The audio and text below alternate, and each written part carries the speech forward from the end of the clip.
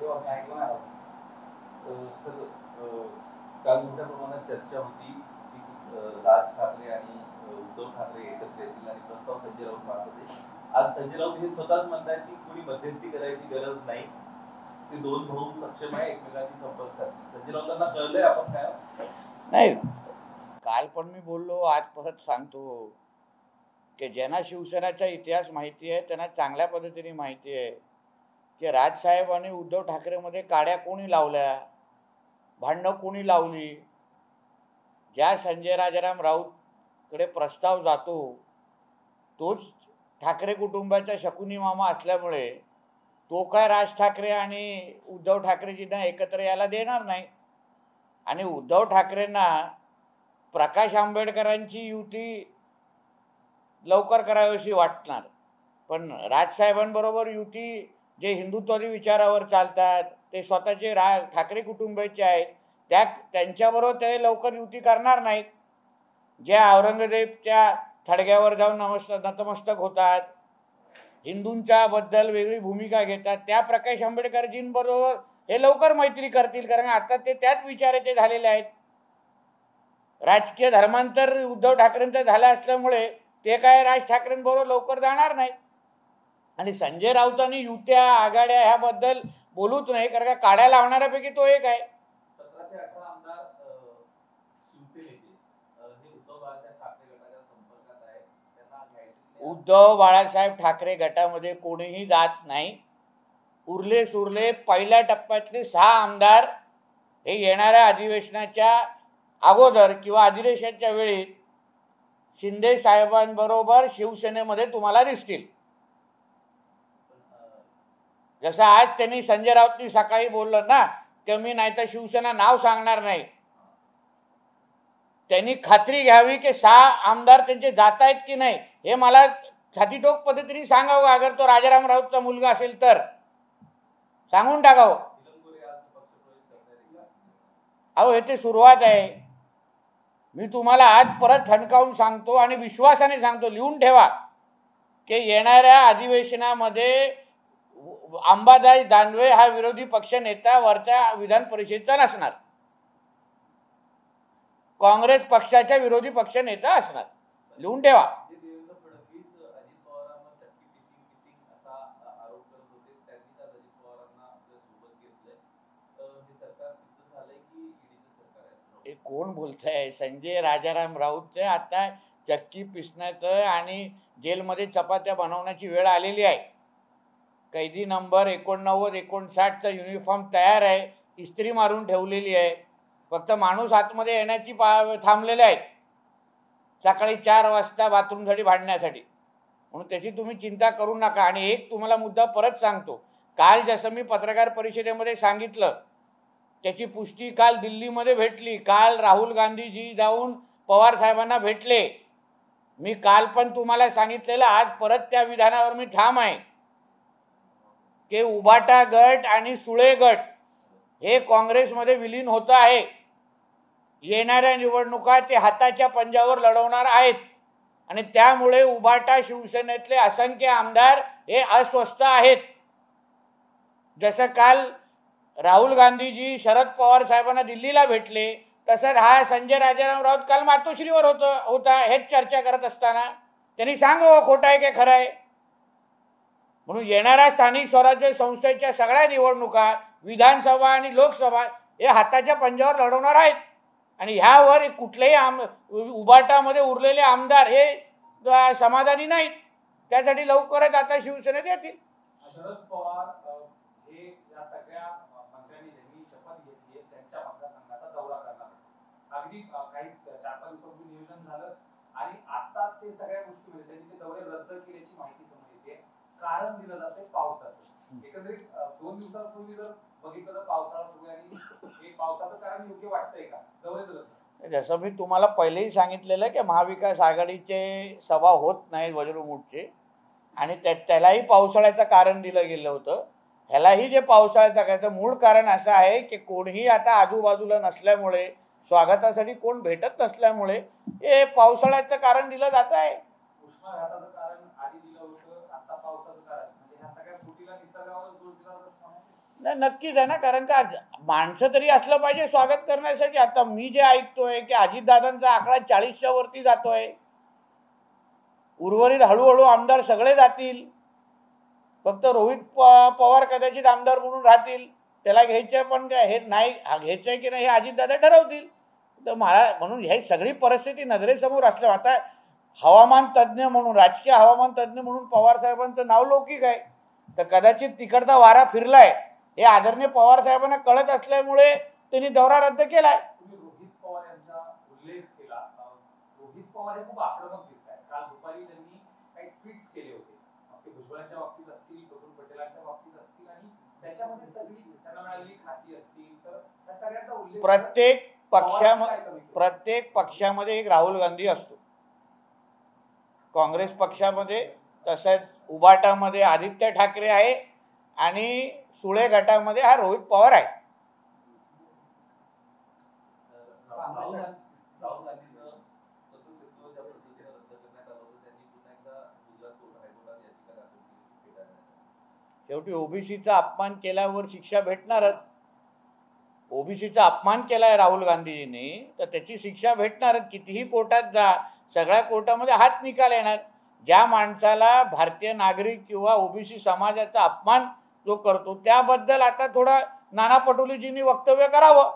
मोठं ओबीसीचे झेंडा घेऊन सगळीकडे फिरतात ना. तुमच्याच नेत्याला ओबीसीच्या समाजाचा अपमान केला असल्यामुळे त्याची शिक्षा ठाम ठेवलेली आहे. त्याबद्दल नाना पटोलेंची भूमिका सांगा ना. ओबीसींवर प्रेम आहे की पक्षावर प्रेम आहे हे सांगावं नाना पटोलेजींनी. हिंमत आहे ओबीसी समाजासाठी राजीनामा देण्याची, ताकद आहे स्वतःमध्ये तेवढी. मोदीजी आणि अमित शहा यांचं नेतृत्व स्वीकारत अजित पवार यांनी भाजपाला या ठिकाणी सरकारला समर्थन दिलंय. काही आमदार अजूनही शरद पवार यांच्या सोबत आहेत. तर त्या आमदारांना अजित पवारांकडे आणण्यासाठी किंवा अजित पवारांचं समर्थन जास्तीत जास्त वाढवण्यासाठी भाजपा देखील प्रयत्न करेल का? आम्हाला प्रयत्न करायची गरजच नाही ना. अजितदादांचे आमदार अजितदादांनी कसे आणावे हे अजितदादा सक्षम आहेत. म्हणून तर त्या दिवशी 32 आमदार त्यांच्या बरोबर उभे होते ना. आणि म्हणून तो आकडा 40च्या वरती कसा घेऊन जायचा हे अजितदादाकडे सगळे फॉर्म्युले तयार आहेत.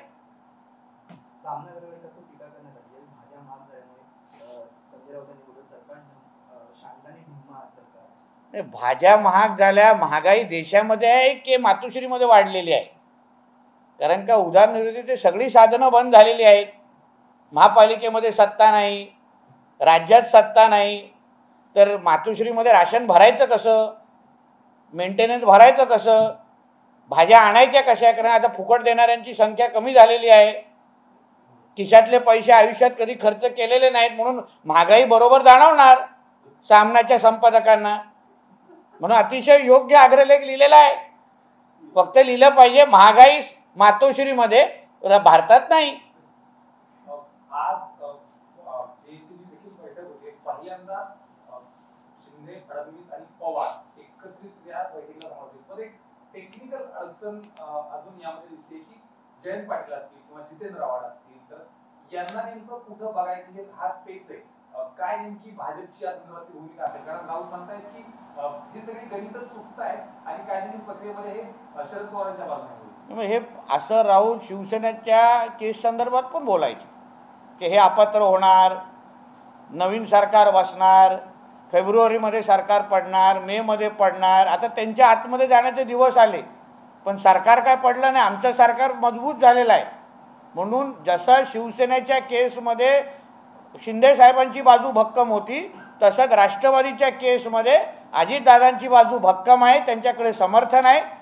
म्हणून कायदेशीर पेच प्रसंगाची जे उत्तरं येणाऱ्या काळामध्ये दिसेल. म्हणून जयंत पाटील साहेब आणि जितेंद्र आव्हाडांना खुर्चीवर बसवायचं की स्टूलवर बसवायचं हे आतमध्ये कळेल. कोण विरोधी पक्ष राहिलं? कोण आहे सांगा तरी. कोण विरोधी पक्ष आहे? कोण नेता आहे? नावच नाही आहे कोणाकडे.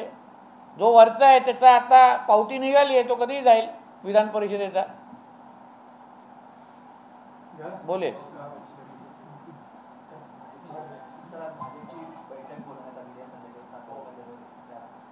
नाही, चांगले पावसाळ्याचे दिवस आहेत. आम्ही खूप दिवसापासून आमच्या फडणवीस साहेबांना भेटलेलो नाही आहे. म्हणून आम्ही सगळेजण एकत्र म्हणून एक चांगला गेट टुगेदर एकदम चांगल्या आनंदाने घेण्याचा विचार आहे, म्हणून साहेबांना रिक्वेस्ट केली आणि म्हणून आज मरीन ड्राईव्हच्या त्या आमच्या घरवारी क्लबमध्ये भेटणार आहोत. एकदम आनंदी समाधानी वातावरण आहे.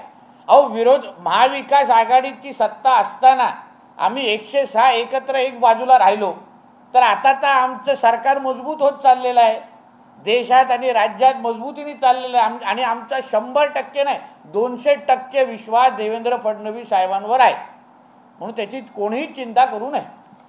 जिस तरीके से संजय राउत पहले अपनी पार्टी को समाप्त किए, फिर शरद पवार के पास गए, वहां पर भी कार्यक्रम कर दिए, और अब सुनने में आ रहा है कांग्रेस वालों ने संजय राउत को नो एंट्री का बैन लगाया. ऐसा है कि संजय राउत ये महाराष्ट्र के राजनीति का शकुनी मामा है, उसका घर ही ये सुपारी पे चलता है.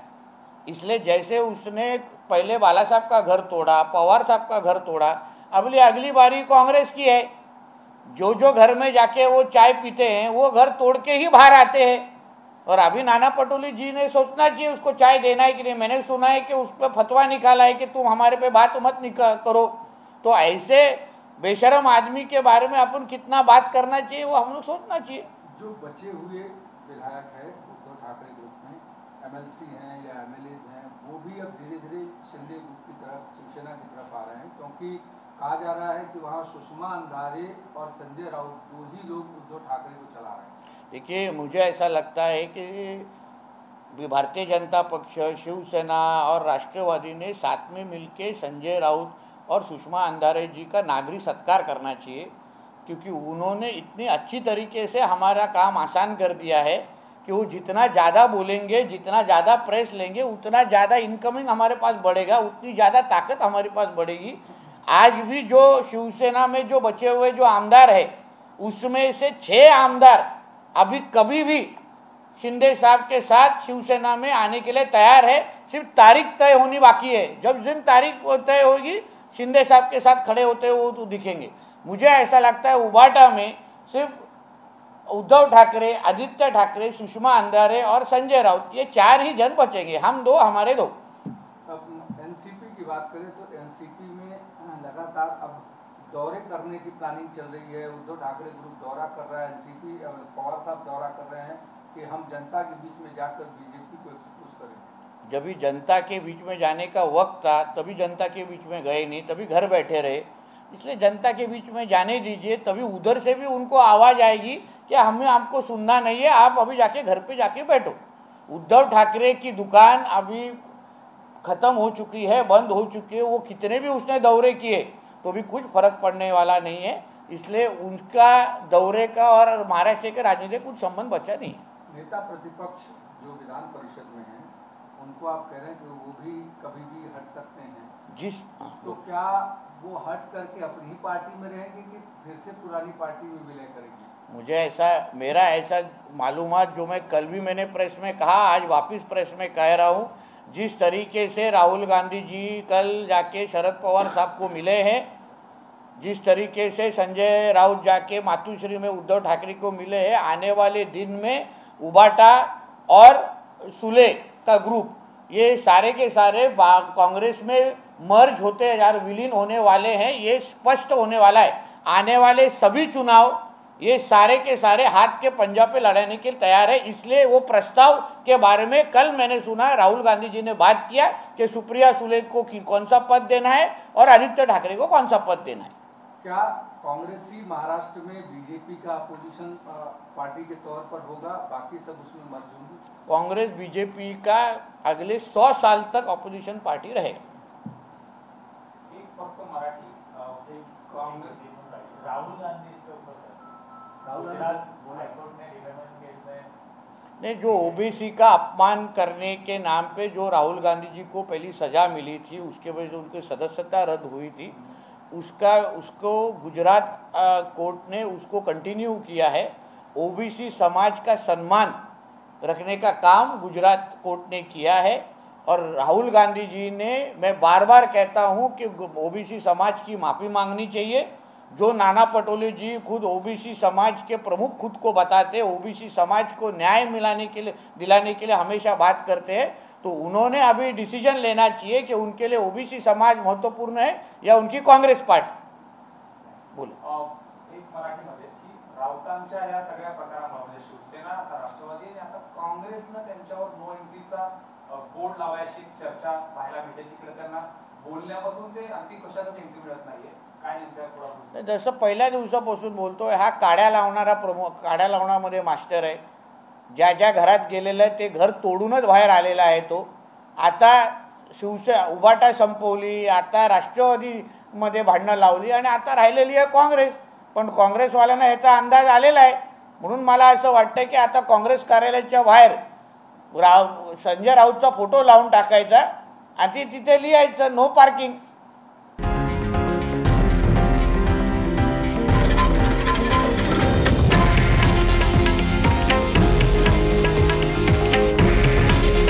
हे आहे देशातील नंबर 1 न्यूज नेटवर्क आणि आपण पाहत आहात TV9 मराठी. काळजी तुमची, हित महाराष्ट्राचं.